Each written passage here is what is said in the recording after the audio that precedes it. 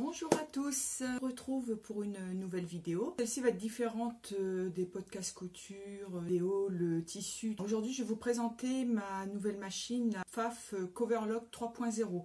On m'a demandé une vidéo sur cette machine car sur YouTube, on trouve des vidéos mais qui sont présentées dans des langues étrangères. Et du coup, on ne comprend pas trop bien. En plus, c'est pas forcément bien filmé. Faut s'approcher vraiment au plus près pour pouvoir voir la technique, l'approche de l'enfilage. Je ne suis pas une professionnelle des machines à coudre, même si ça fait très longtemps que je les utilise. La mienne, je commence à peine à la maîtriser. Je vais essayer de faire un point sur la machine, comment parer à certaines difficultés. Il y a un livret qui explique l'enfilage et tout ça, mais bon, c'est vrai que des fois on peut être un petit peu interloqué par la présentation. Moi-même, des fois je comprenais pas trop ce qui était présenté. Je vais essayer de faire au mieux. Je sais que les dames qui m'ont demandé cette vidéo, l'une d'entre elles a la 4.0. Donc en fait c'est exactement la même machine, à mon avis, parce que l'autre je ne la connais pas. Elle fait le même nombre de points. C'est exactement la même, sauf qu'elle a un écran intégré. Elle vous explique ce qu'il faut mettre en place, enfin les boutons à régler, tout ça par rapport au tissu que vous allez utiliser, quel boucleur enfiler, quelle aiguille, tout ça.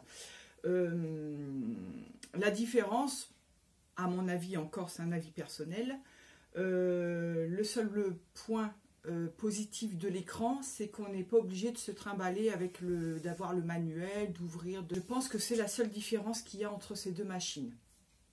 Et un autre point, c'est que l'autre machine avec l'écran est quand même plus chère. Donc après, moi, c'est qu'un avis personnel. La mienne était aux alentours elle était à 889 € et la 4.0, elle est à 1150 €, une chose comme ça. Sachant que la Pfaff Coverlock 3.0, c'est-à-dire la mienne, n'est plus en stock. Alors je ne sais pas s'ils vont continuer à la produire ou si c'est un effet du confinement et que les femmes se sont mises, enfin les femmes et les hommes, qui sont mis à coudre et qui ont acheté beaucoup de surjeteuses recouvreuses. En tout cas, les plus en stock, moi ça a été l'une des dernières, j'ai eu vraiment beaucoup de chance. Donc voilà, je vous laisse à la vidéo, je vous souhaite un bon visionnage. Et après ça, vous avez des points, des questionnements, des remarques à faire, surtout n'hésitez pas. J'essaierai d'y répondre et puis je vous dis à très bientôt. Merci, au revoir. Alors, voici la Pfaff Coverlock 3.0. Je vais vous faire une présentation rapide de la machine. Et je vais détailler la marche à suivre pour un bon fonctionnement. Et puis les réglages, enfin différents réglages pour que les points soient réguliers par rapport au tissu. C'est parti, alors j'ai enfilé la machine avec 5 fils de couleurs différentes. Je réfère au guide, enfin au bloc tension de la machine. Donc il y a le bleu, le vert, le rouge, le jaune et le violet. Ceci pour une vision plus nette des points et du fil. Au moment du réglage, si justement ça sera plus simple pour régler. S'il y a une différence de tension, quel fil correspond à quelle aiguille ou à quelle boucleur. Pour la présentation de la machine. Donc c'est une machine qui pique de 2 à 5 fils. Il y a des points qui se piquent avec 2 fils, des points à 3 fils, des points à 4 fils et des points à 5 fils. Il y a 5 positions d'aiguilles différentes qui sont ici. Donc vous avez le A, le B, le C, le D et le E. Ensuite vous avez les deux boucleurs, là et là, en jaune et en violet. Et ça c'est le convertisseur. Et en fait, pour passer d'un point de surjet à un point de recouvrement, il me semble. Ensuite, vous avez dans la machine tous les points qui sont référés. Il y a une clé Allen pour changer les aiguilles de place.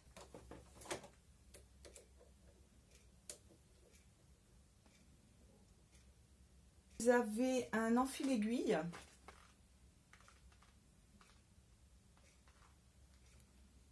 une pince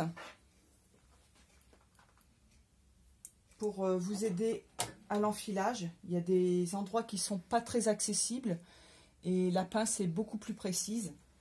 Donc vous pouvez enfiler aisément votre machine avec cette pince-là.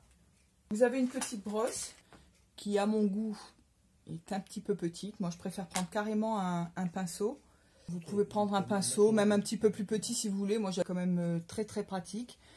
Vous pouvez prendre un petit aspirateur à main aussi ou une soufflette pour bien nettoyer, parce qu'il faut nettoyer régulièrement avec toutes les fibres de tissu, la graisse, tout ça. Donc, il faut nettoyer régulièrement ces machines. Disques de dévidage. Vous en avez 5 pour chaque plot. Donc ça, c'est quand vous mettez des petites bobines. Des petites bobines comme ceci. Vous avez les petits filets aussi pour mettre sur les cônes de fil, ce qui vous évite les blocages de fil. Moi, je ne les utilise pas personnellement. Ça dépend des bobines aussi. Bon, voilà, c'est un accessoire qui peut être quand même très utile parfois, suivant la qualité de fil. Et ça empêche que le fil se retourne sur la bobine, sur elle-même. Vous avez un petit tournevis pour changer par exemple la plaque à aiguille.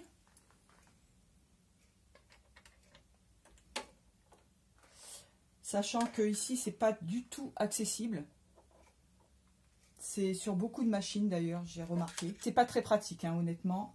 Il y a le petit filet poubelle qui s'accroche sur les deux pieds de devant, en dessous. Et il y a également une tablette avec des pieds à visser dessus, que je n'ai pas monté parce que je n'en ai pas l'utilité. La pédale, c'est marqué dans le manuel, mais on peut peut-être passer dessus. Des fois, on lit rapidement pour l'enfilage et pour le fonctionnement de la machine.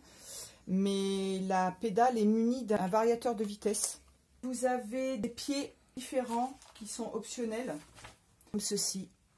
Donc là, il faudra aller sur Internet.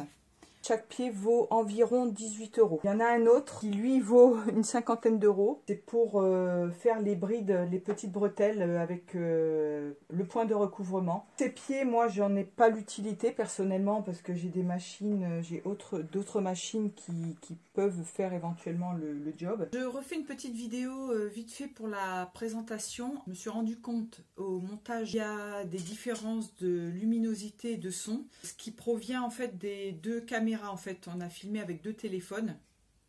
Vous verrez les plans différents, un coup à droite, un coup à gauche. Ce qui provoque en fait des problèmes de son et de lumière. Donc j'en suis désolée. On a essayé de faire au mieux pour filmer les différentes coupes, les différentes positions d'aiguilles, tout ça. Enfin, c'était pas forcément évident. On a eu des problèmes de batterie. Je me rends compte également, je pense qu'il va manquer certaines choses.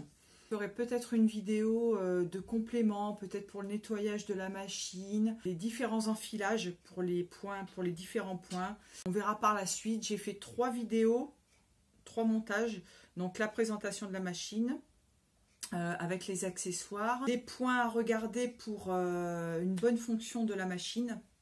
Et puis ensuite l'enfilage et un essai de points. J'ai fait qu'un seul point. C'est un enfilage à 5 fils. On peut voir tous les différents passages de fils. Donc n'oubliez pas surtout de me laisser vos commentaires, vos questions si vous en avez. Surtout n'hésitez pas. Si je peux y répondre, j'y répondrai. Vous dites-moi si la vidéo vous a plu. J'espère que cela sera instructif. Et ça vous aidera dans votre appréhension de la surjeteuse recouvreuse. Je vous embrasse et je vous dis à très bientôt. Merci.